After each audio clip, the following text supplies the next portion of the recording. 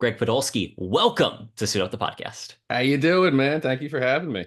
You know what? I can think of a few ways that I'd rather spend the start of my Saturday. Yes, listeners, sometimes we record on Saturday, than talking with you.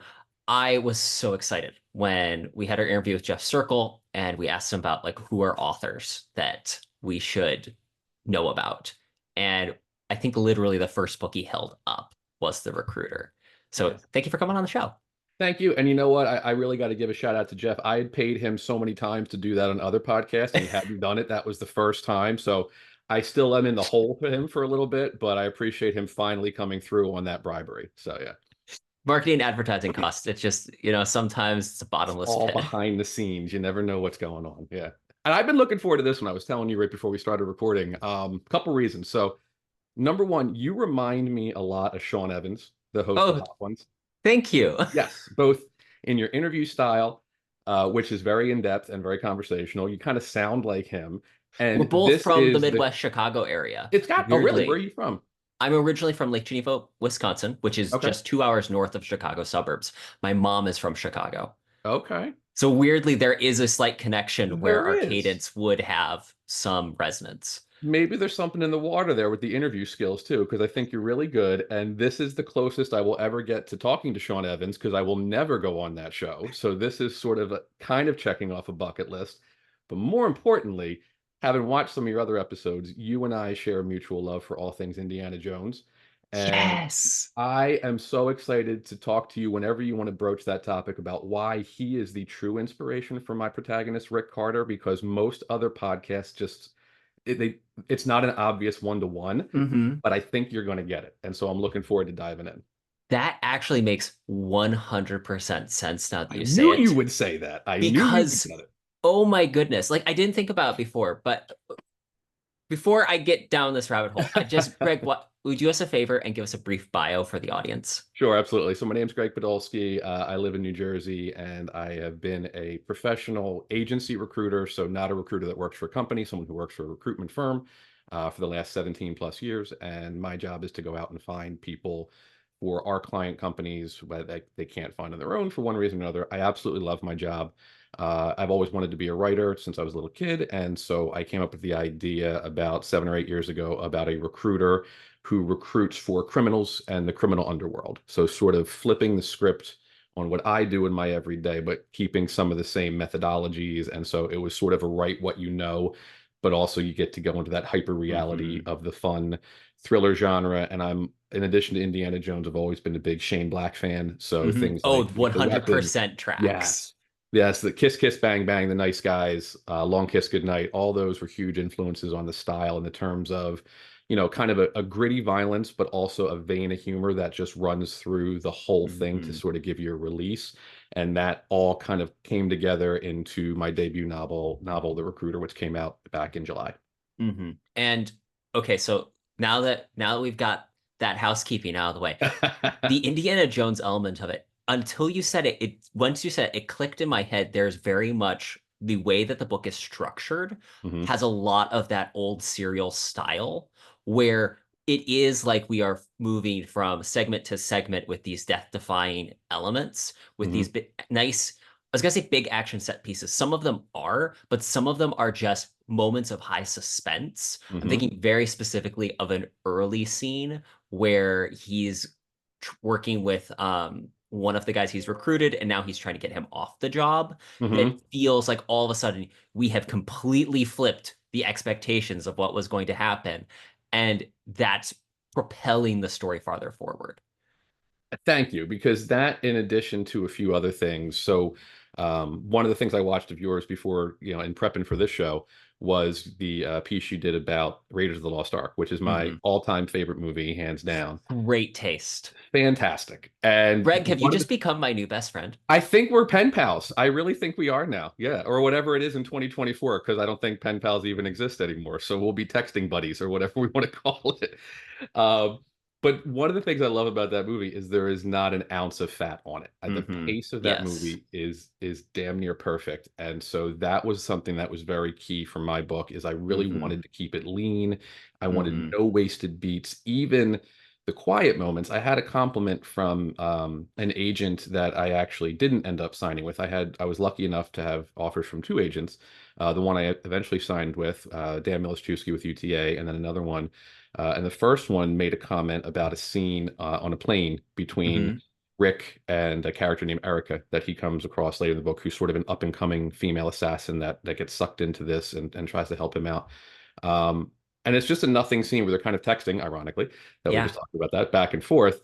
But she was like, I love that because it gave you that sort of humanness to both of them. And Hmm. to me, that's the scene in Raiders where they're on the boat just after the great truck chase and it's him and Marion. There's no romance in my scene, but it's that little bit of downtime that could be boring if done improperly.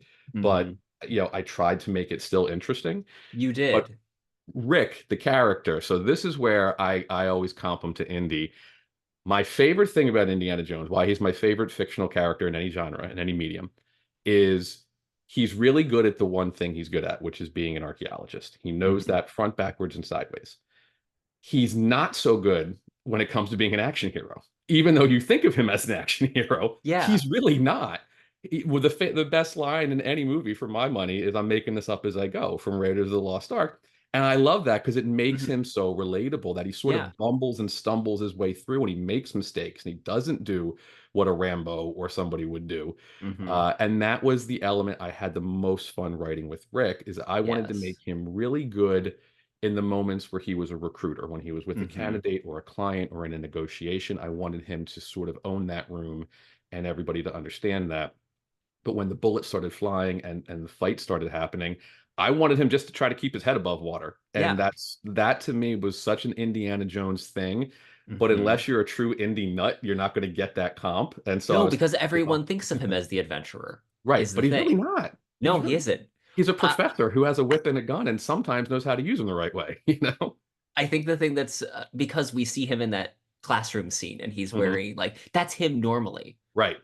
Right. Whereas like he's not James Bond. James Bond No. is meant to be action hero. And I Right. think that that is something you did really well in The Recruiter is Thank you. that the story it feels like a story should have someone pushed out of their element and having to kind of flail around a bit to get their Yeah. bearing. And Well, but the flip side is they have to be competent at what they do, otherwise you don't believe that they'd be high quality what they did. yeah. And that was sort of what I had a conversation with another podcaster that I couldn't make him a bumbling idiot and everything unless it Hmm. was a straight up comedy, which it's not. It's Yeah. definitely a thriller, an action thriller. So he had to be good at something. And I also had to make him at least semi competent in Hmm. fighting and working with a gun, or else in Hmm. his line And of you work. set it up well. I Thank have you. to give you full credit on the setup for a story. If it's it wasn't too much of a slow burn where Mhm. it does start immediately moving, but you also do a good job of laying all the groundwork pieces to make the rest of the story make sense. Because especially if you're asking them to believe something that isn't the normal world, you Mhm. have to have the right groundwork to know what the rules of this world are and the Right. characters. And I appreciate that. That's one of the things I've enjoyed about the reviews. If there's one common like nitpick in the reviews that I've been getting on Goodreads and Amazon, it's that there are moments where you have to suspend a bit of disbelief, which is fine because to me that's what That's fiction is. Like exactly. I didn't set out to write a gritty, realistic thriller. Hmm. Those are fine. I enjoy Yeah. those. If they're done well, they can be every bit as entertaining. I kind of like a little hyper reality in Hmm. in my stories. And again, I mentioned Shane Black. Lethal Weapon is a buddy cop movie that would never happen in any police precinct anywhere ever. Like that's just that those cops are not doing that. But it's fun because when you go into that movie, you go, okay, this is the world we're in. As long as everything in this world plays by the rules that Shane Black set up, I'm Hmm. good. Just don't break the rules you've established. You can break the rules of the world we live in, that's fine, Hmm. but don't break your own rules. Hmm.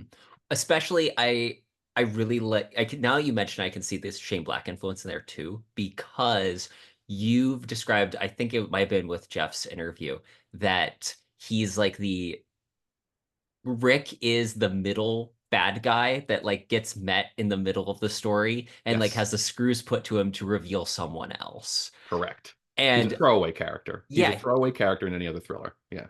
and that's part of what makes him awesome is that really he is the bureaucratic part of what it means to be a bad guy. Hmm. Yeah, my agent referred to him when I first signed with him as the HR action hero, and I thought that was fantastic.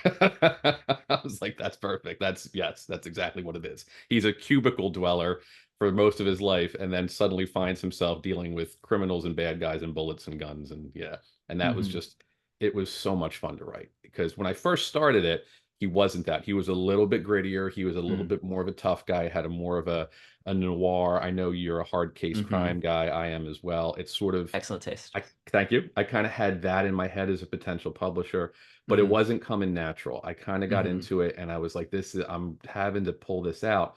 And I just started to write with some more humor, which is my natural voice. And then that's when it started to flow. And I was like, ooh, I can balance this. This doesn't have to be a comedy. It can be Hmm. both. If I do it right. And I think I did. I hope I did. And some I of the early feedback is that I did pretty good. So that I makes me think happy. you did phenomenal with the humor Thank you. because the irony was literally like the day before I saw a movie, like a little video essay on why do movies have to always try to be Guardians of the Galaxy or Deadpool. Right. And often that feels forced for Hmm. a lot of movies where it's like, oh, we have to be Guardians of the Galaxy or Deadpool to get attention. There is no earnestness in the Hmm. story. Hmm. The two things that then I'm reading your book, which has a lot of humor in it. The two things I'm like, this is why the recruiter does not fall into that category.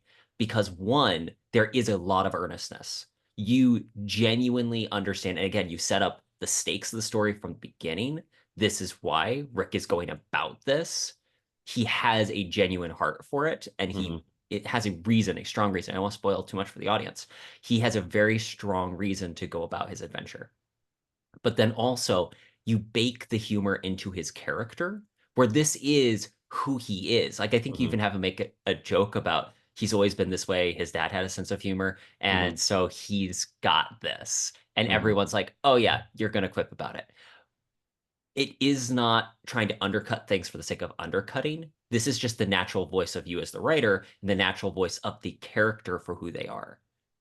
And that's key. And one of the things I've talked about before, you know, I think I'm no different than most writers where, this is not the first book I wrote, right? Hmm. Like, yeah, I know you're a writer. I'm sure you have a trunk full of ones that you wrote and they're your training reel novels, right? You're the ones that Yes. are like, I love you, but you're never coming out of that trunk and seeing the light of day. Yes. I have a couple I'd love to rework, but right now they're going to hang out in the dark basement where they belong. And in my experience, anyway, the reason they didn't work is that I was trying to be somebody else. Hmm. And I was aping a style of a writer that I admired instead of trying to be my own voice. And Hmm. I think part of the reason that didn't happen with The Recruiter is until I wrote it, I never really read in this genre. My Oh. authors were Stephen King and John Hmm. Grisham and John Steinbeck and Elmore Leonard and Peter Benchley. Hmm. Some of those flirt with thriller, like Benchley and Leonard. Yeah. Leonard's more crime. Benchley's, got the Jaws kind of thing, and a lot of his novels follow that. I watched thrillers. I Hmm. watched action comedies. I never read them, so I Hmm. didn't have anybody to copy when I started to write in that genre. And I think I just sort of by default went back to my natural voice. And I don't think it's any coincidence that that's the one that worked. That's the one that clicked with an agent and a publisher and the readers that are picking it up now. So that voice that comes out is, yeah, I mean, yeah, he's kind of me, but there's also some key differences. But the Hmm. voice, I've had a lot of my friends and family go, I could so hear you saying this as I read it. And I'm like, well, okay, that's a good thing, I guess. So yeah. Well, I remember hearing some writer talk about this. It was probably one of the hundreds. The writing shelf on my back Yeah, you is got a just little continually tiny stack growing, there. just a tiny stack of books.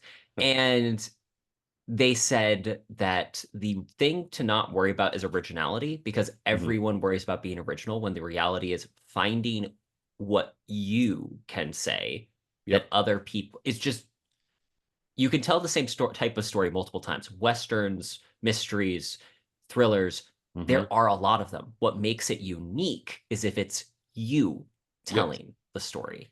And Yep. when you identify what your unique voice is, but as you said, sometimes it takes a lot of training wheel work to Yeah. get to that point where you trust your voice, you've figured out how to do the craft, which then allows you to speak fully. Hmm. And you've done that because your first couple books were rom-coms, and then you Yes. pivot to a swashbuckling adventure.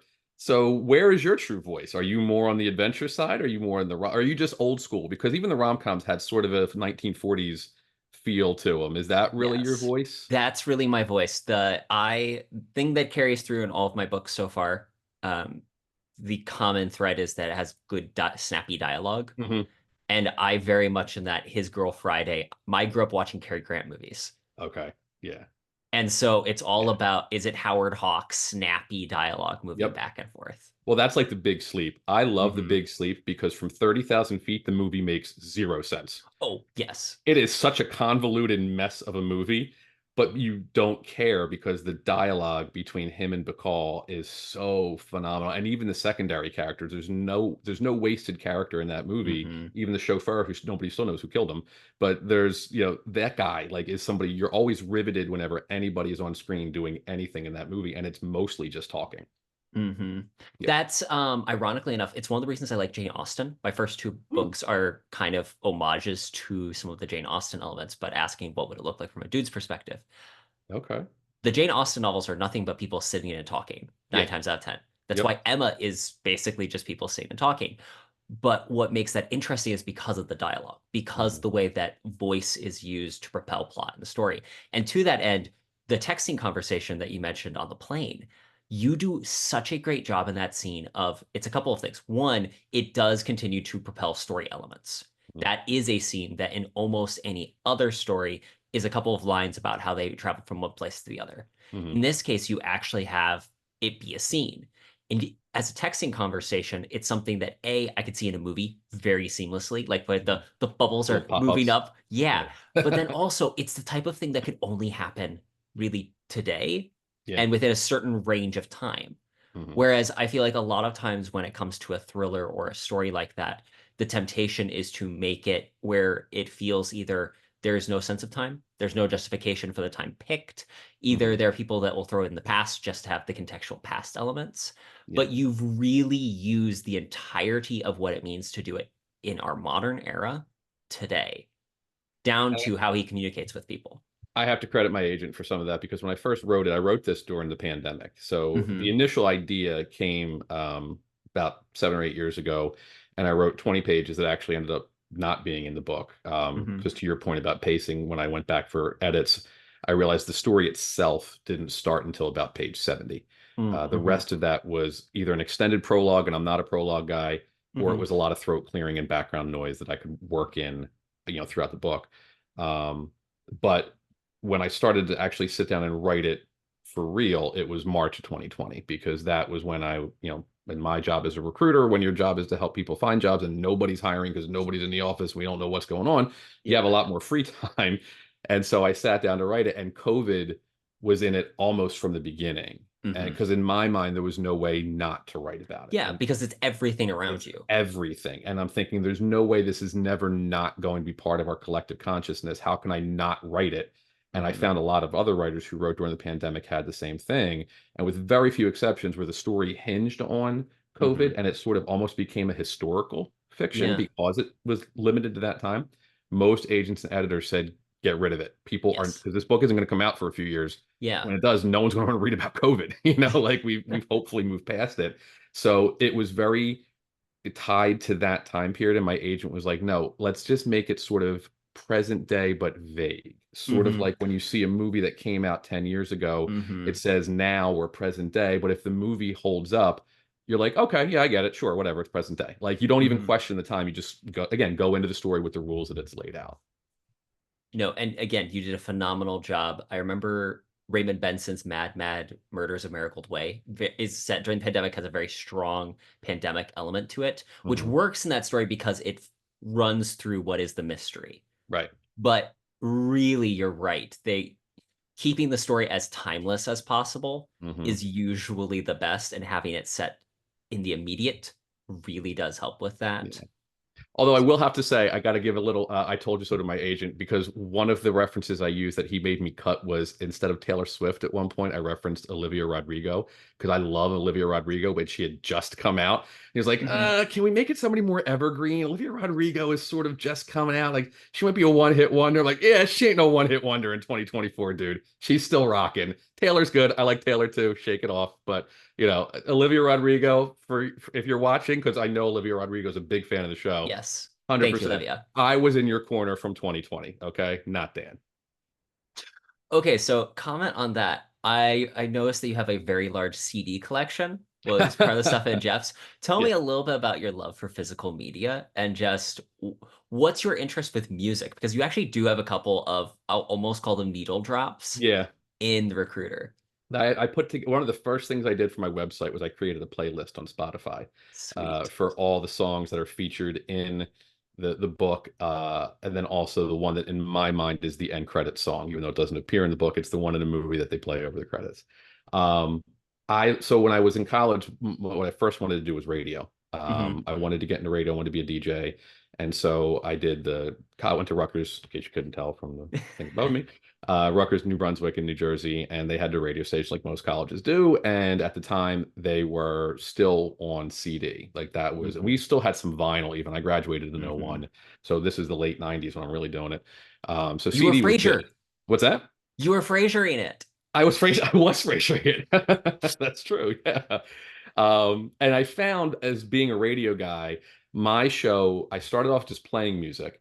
Hmm. And then I got to do my own show and I brought in a lot of local bands because the New Brunswick, New Jersey scene is a huge Hmm. underground music scene.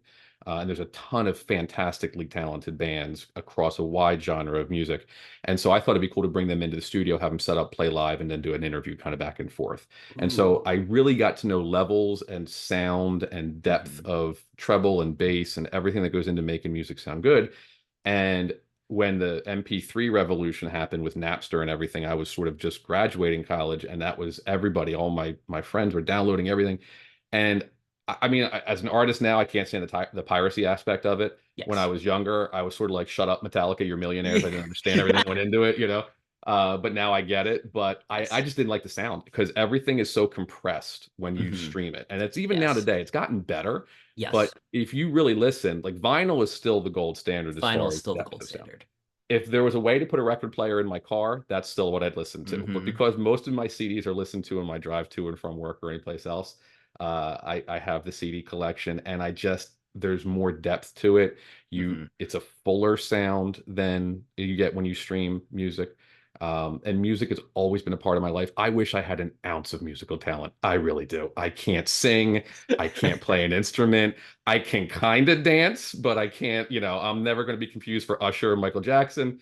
But I just love everything about music, and there is nothing that sells a scene to me more in a movie than the perfect needle drop. You had mentioned Hmm. Guardians, Hmm. one of the ones that does it Oh, yes. beautifully.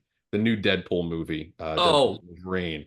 That's yes, double chef kiss for oh my that soundtrack. goodness. It's so good. The amount my reels have become populated with that final scene as With like Madonna. with Madonna. Yes. And now I'm seeing people do cuts of like Hmm. other scenes of movies with Yep. that Madonna music. I'm like, I'm not a Madonna fan, but Oh, I love wow, Madonna. talk about the right song hits the Yes. zeitgeist.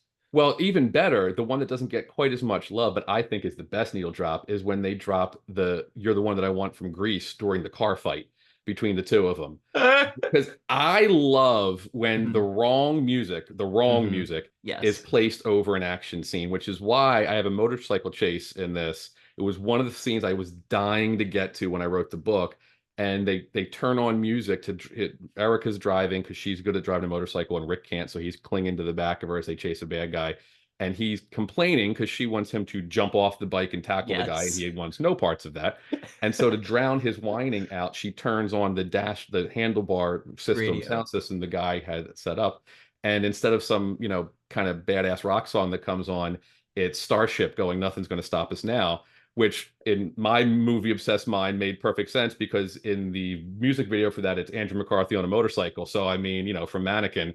So that scene, I love that sort of juxtaposition of fun, Hmm. poppy, bubbly music with serious action or fight scene. And the Deadpool Grease combo just did that beautifully. Hmm. Honestly, like I think that the new Deadpool movie is a amazing series of vignettes Hmm. that just coalesce into fantastic comedy. With when you're writing, I'm curious, do you have like a soundtrack that you'll play, or does it change a little bit depending on what you're writing? No, it doesn't. It's weird. I don't have any music playing when I write, and that's more a function of when and where I write, I think. Okay. I don't know that I could write with music. I think I like music too much. I'd be distracted by it. Okay. I have music on when I cook. That's Oh. when I cook or if I clean or if I'm putting together like a, I'm doing a, project, putting together something, piece of furniture or something to have it on. But when I write, I'm typically for this book, it was during the pandemic, like I said, it was when my wife and kids were in bed. So I was writing anywhere Hmm. from like 10 to 11:30 at night, Wow. Monday through Saturday. Hmm. The second book, the sequel, The Candidate, which is in the We're hands getting of a my editor. sequel. Yes, Yes. I'm Blackstone so has happy. it. I'm being told that they like it. They just needed to sort of see how this one did to decide how Hmm. they want to move forward. So I'm crossing fingers that it's checking all their boxes too. But that one was written after we all went back to work and the world went back to normal, or as normal as the world is in 2024. Hmm. And that one actually was written primarily on my lunch break in a Barnes and Noble right by my Oh. office. Uh-huh. So it was whatever Barnes and Noble had playing was on. Like, so I never had the option to really do my own soundtrack with either of them. And I don't know that I would, because I Hmm. think it would actually hurt me more than help me because I would get Hmm. too, I'm the kind of guy, my wife can't do it. My wife is very much music is background noise. I'm Yes. the guy when I get a new CD, especially like a Springsteen CD, who's my all-time favorite. I'll put it on and just listen to it with headphones straight through like I'm watching a movie. Like it's Hmm. not background noise for me. It's very much an experience. And I don't think that would work for me to create my own experience, in written word. Hmm. That's one of those things that I'm finding is fascinating. So my fiance is very much more that way with music. Hmm. And so I can just have anything in the background and eventually I'll go like, oh wait, it's that tune. Or like Right. I'm at the gym and it's like, oh, I kind of recognize this song. Right. Moving Right. on. Instead of, wow, this is so distracting. Hmm. Distracting? Right. My wife can't get it. She's like, "How are you just sitting and listening to a CD?" I'm like, "How are you not? Like, how are you just going about your day when this song is on? Did you just hear that line?" It's just like, "No, I didn't. What are you talking about?" So, So I'm curious with your background with the radio. One of the things I noticed in your website is you have a blog Beyond Words that you kind of yeah. chronicled the story of the making of, which is really cool actually because it's almost like the DVD bonus features. Thank you. I never thought of it that way, but thank you. I like that. You had a whole thing on the audiobook production Yeah. of the Recruiter, which is how I enjoyed the book. I'm very much an audiobook junkie. Oh, And Jamie so Rennell killed it. he did. He did such a great job. Yeah. The way that you listen to music, I love listening to narrators, Okay. where the right narrator just brings a book to such life. Hmm. And I love it. So I want to ask you, A, was there anything that stood out to you in the audiobook process? And B, what input did you get over who narrated the book, etc.? So I wasn't very involved in the actual process of it. One of the cool things about Blackstone, my publisher, is they started as an audiobook Hmm. producer only back in the 80s. And that they really became the top dog in that particular form. It Probably a wasn't good 30% of my audiobooks are or from Blackstone Blackstone. Publishing. Oh yeah, they do everybody. Like they have like TJ Newman, who's exploded with her disaster novels. They do the audio for her. They do they just go across the different publishers. But they just got into print not long before they signed me. Um, so they're still very heavily involved in the audio side. And that I completely trusted them when it came Hmm. to doing that. Literally And experts. they know what they're doing. And one of the things they asked up front was, would you want to narrate? And I was like, nope, absolutely not. Because Hmm. every author that I've ever talked to who said, unless you have done it before, do not do it. Because it is not nearly as easy as it sounds when these guys who are professionals do it.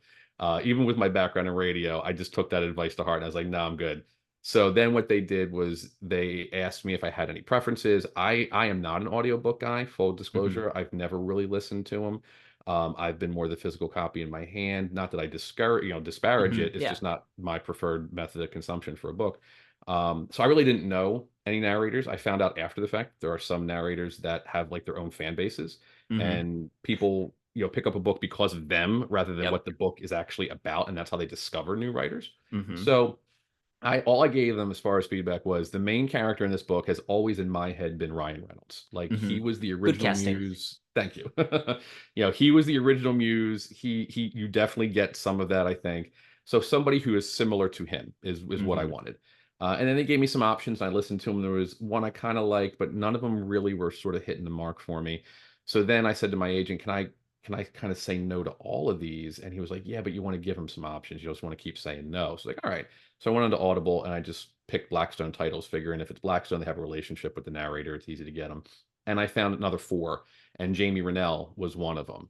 And then what they do is they provide you a sample, either the full first chapter or part of the first chapter, and you get to listen to it. Jamie did the full first chapter, and I think he was the second one I listened to in the second group of four, and I didn't listen to the other two. I mean, I might have done a cursory little listen out of respect, but Hmm. he nailed it so well. With everybody else that they sent me was trying to do it a little bit more serious and a little bit grittier. And that's not the character. Jamie was the first one who really found who this guy is in his everyman humor, kind of relatability. And then the way he did some of the accents, and then the other characters, because it's just him. There's not a cast. It's just him, and he's Hmm. doing a multitude of accents and characters, and Multitude. he does them all so well. So I just said it's him, this guy, and then we connected on LinkedIn. It won an Earphones Award from Audiophile Magazine, which he'd That's won awesome. before. So yeah, that was really cool.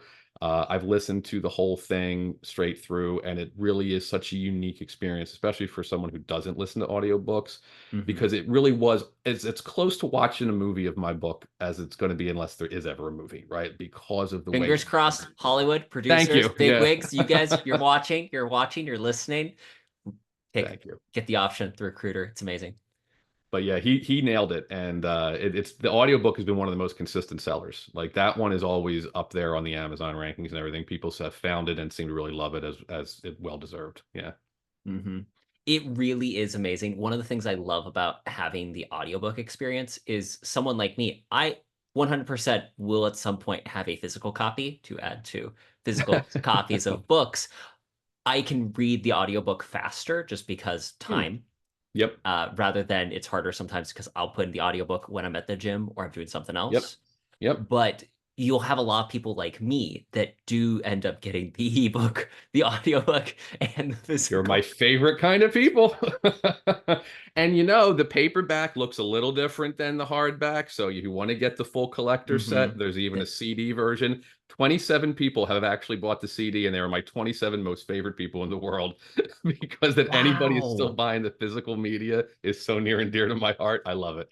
I forget about CDs still for audiobooks I just know because there's Audible's still so a thing. ubiquitous. Yes, there's still a thing. Yep.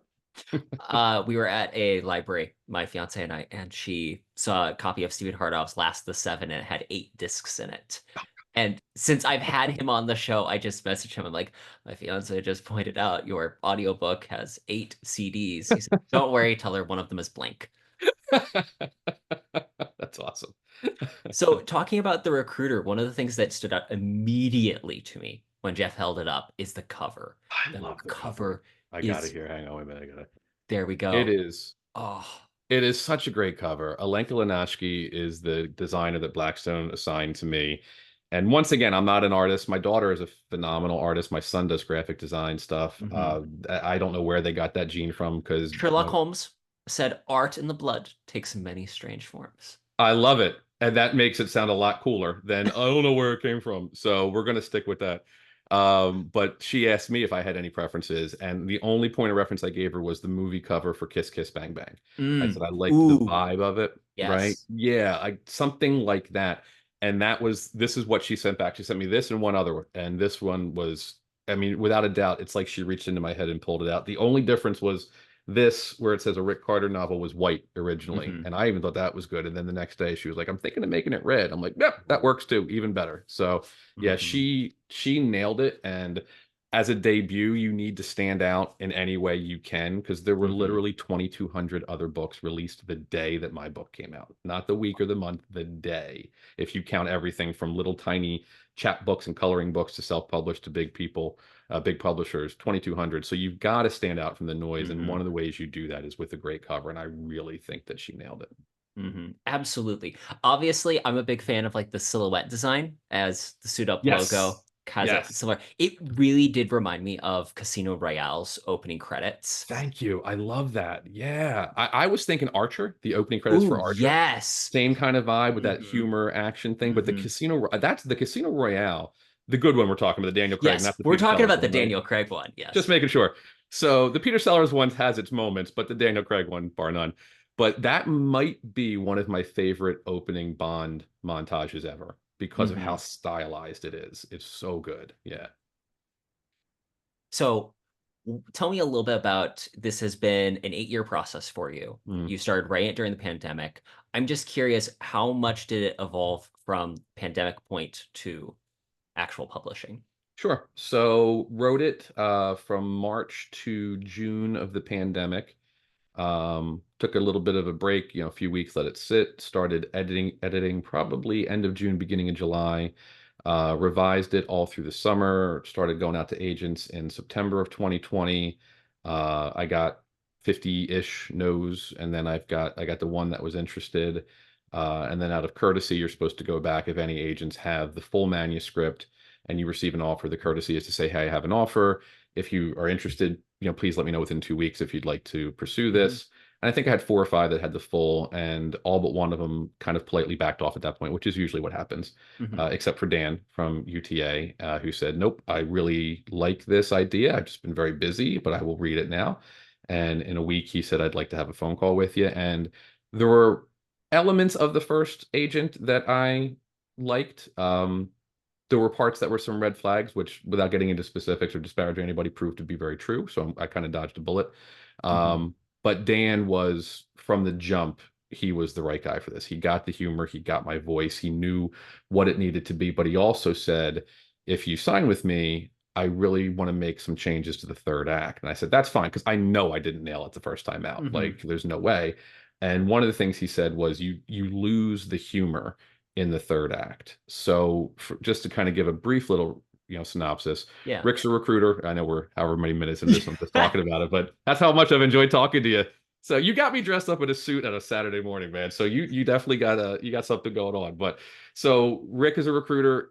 He gets sucked into doing a job he doesn't want to do that involves finding Hmm. hitmen to take out a law enforcement task force. And Which I just have to quickly throw out there, the whole yeah. scene where he's convinced to do that. Super. One of the things I love about Bond novels is there's one scene where Bond is being tortured, and you do such a great job of having immense tension in an Ian Fleming way, and that's one of the Thank highest you. compliments that I can give. Ooh, an Ian Fleming comp. I'll take that all day long.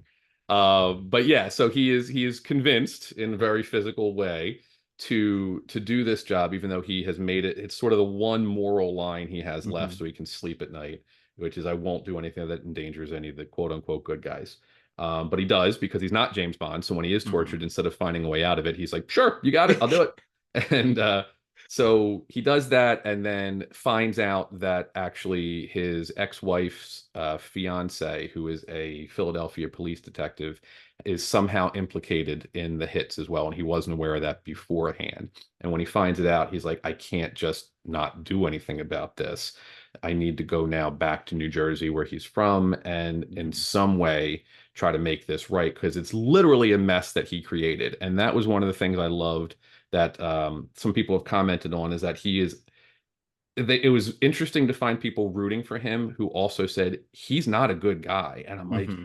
he's in his core, he has just made a series of bad decisions Yes. and gotten himself to a point where he is so stuck in a world that he never thought he'd ever be in, that he will make mistakes because he didn't grow up doing this. This is something he's 10 years Hmm. into it when we start, but that's still very new for a guy in his 40s.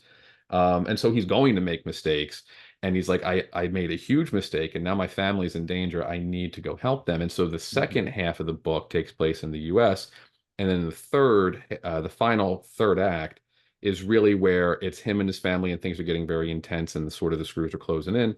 And the humor just naturally went away from me because Hmm. it didn't feel like it fit.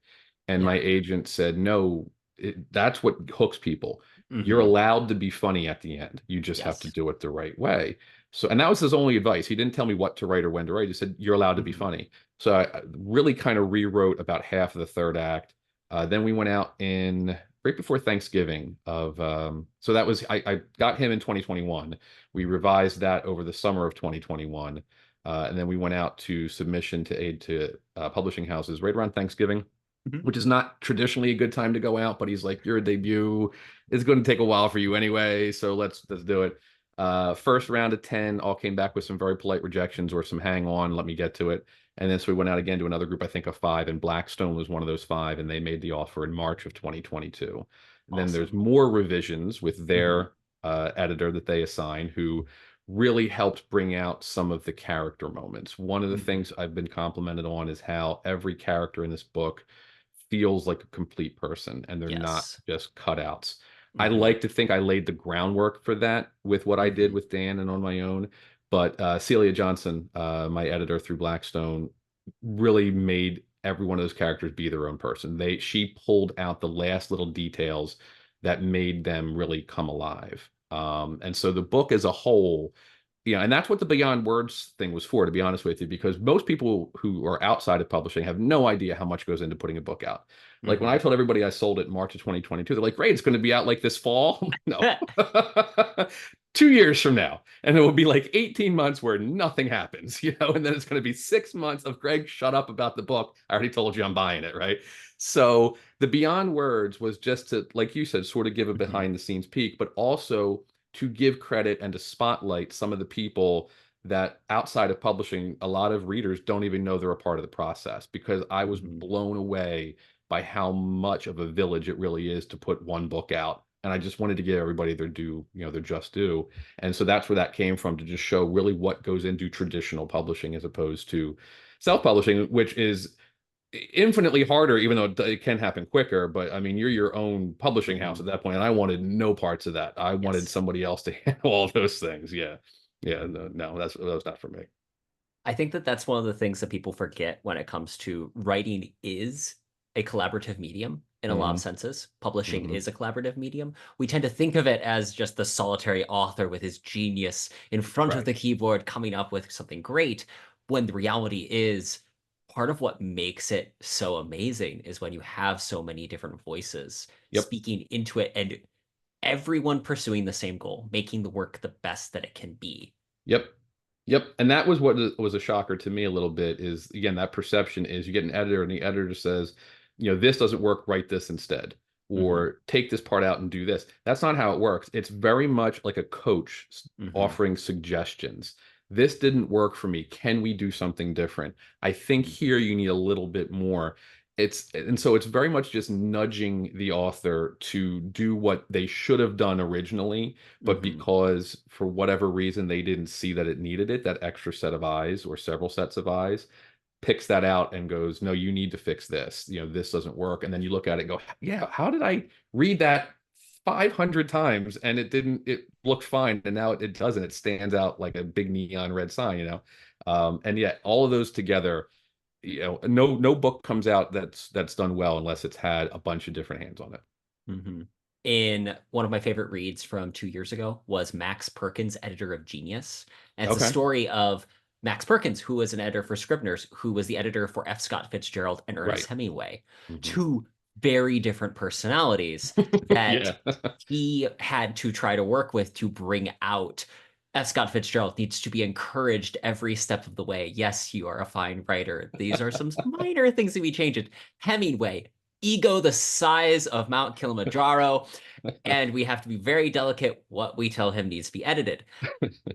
And just being able to manage the different types of personalities, give what advice was needed for them, it gave Hmm. me a whole new respect and lens to look at editors Oh through. yeah. Oh yeah. No, they're the unsung heroes of the publishing world, and they get a lot of flack because they're the ones that are telling authors you have to change this and cut this. And I picked a few hills to die on, but very Hmm. few. Most of the time when they said to do something, I was like, you got it, because that makes perfect sense to me. Hmm. One of the other things that I had noted here very specifically was I wanted to ask about your improv background. Because, like, obviously humor is something that runs through the book, so it makes sense that there's Mhm. that there. But more specifically, I was curious, were there any skill sets or things that you've learned through improv that you found expressing itself through writing? So the biggest thing with improv, is knowing how to read the room and read your fellow actors, right? Hmm. And there's lots of different improv comics. When I did it for a very brief time in college, I did it for 4 years at Rutgers. I have had friends that have gone on to very successful careers in Hollywood and on stage, who were in that group, and they were the ones that could take one idea and run with it and make an entire one act play. That was never me. I was the guy who would jump in and have some witty banter, make the kind of quick one liner that got the big laugh, and then move on. That's really where a lot of the dialogue in this book comes from, is Hmm. in my head, I can easily sort of go through those scenarios, because when you're doing improv, you're not only saying what you're going to say based off of what was given to you by the other actor, but it's also a little bit of chess where you're like, if I say this, I know this guy's going to say this or something similar, and then that'll set me up to do this. You're sort of playing off of each other because you know each other so well. And that was where a lot of the dialogue and the banter in The Recruiter came from, is if Rick says this, the other guy could say this, then he could say this, and just knowing how to sort of have that flow that sounded very natural, like Hmm. two people talking. I didn't want it to sound forced or wooden, but also have the humor come out very organically. To your point from earlier, have it not feel like it was thrown in just for the sake of a joke, that it was something that very naturally would be said in that situation. Hmm. That's probably where my improv muscle came in a little bit. But it was Hmm. easier because with improv, you're dependent on the actors next to you, and I control all these guys in the book. I'm the director. So there's some authors that say that you let the characters go and do their Hmm. thing. I believe in that to an extent, but I also Hmm. believe that I'm the director, and if they do something, I'm like, no, no, no, no, no, get back in, do the scene again. This is how it's going to be, Get and off your you little work director's for chair and me. go, cut. Cut. What are you doing? No, because if you go down Erica, that get over road, here. yeah, you write me into a corner. If you go down that road, we're going to fix that. Come back a little bit, you know. So, talking about the writing process, we've discussed a little bit before some of the context that you are Mhm. writing in, but I'm curious, do you have a writing routine? And if so, what does it look like? Um, Again, it was different for each book. So the routine in its basest form is when I'm writing or editing, to just do it every day. When I'm writing, I try to shoot for anywhere from 800 to 1,000 words a day. Hmm. And I find that I do that best doing it Monday through Friday, treating it like a job and giving my mind a chance to take a break on the weekends. Hmm. But the notes app on my phone never gets a break. That Yes. will get lines of dialogue, ideas for a scene, a needle drop. I'll drop them in at any point, at any time of day. I've woken up as I'm starting to go to sleep, and I'm like, oh no, wait, this, and I open up my phone real quick and I type something in, and I hope it makes sense the next day.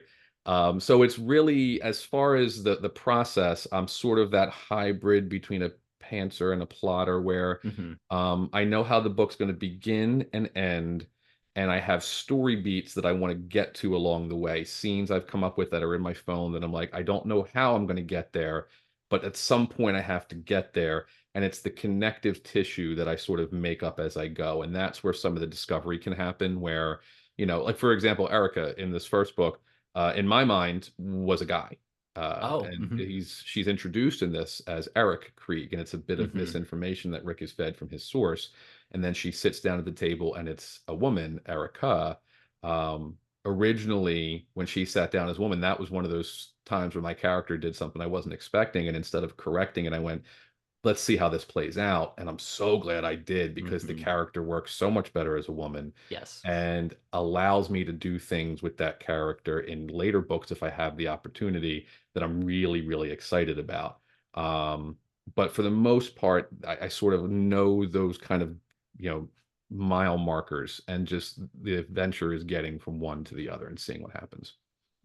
And I mean, again, the work speaks for itself. The Recruiter is an amazing story. I Thank you. encourage everyone listening, get a copy, physical, audio, get the CD. The Be gamut. among the CD tribe. Dude, you will be We need a so. CD club. Yes, if we get to a certain number of people, we have to do a listening party or something where we all listen to it on CD on a Discman with the old big foam covered headsets. Like, you can probably find them somewhere on Etsy or Amazon or something, right? There's got to be a Discman out there somewhere. There is a underground community of Discmen. I guarantee. Gregg, this has been an absolute pleasure. I've enjoyed every minute of it. Where can people go to learn more about you and your work? Thank you. Well, gregpodolski.com is my website. You can find me there. I'm also on Twitter, or X, or whatever that's called now, at Bits of Nonsense. And then I'm on Instagram at Gregg Podolski. I try, my social media game is everything you'd expect from a guy in his mid 40s. I'm trying to be a little bit better with it, trying to have some fun with it. And then, yeah, hopefully the recruiter does well enough that I'll be able to announce that the sequel is coming out, and you and I can do this again next year because this was a ton of fun, man. I really enjoyed it. Thank you. Hey, this has been awesome. Greg, thanks for coming on the show. Thanks, man. Take it easy.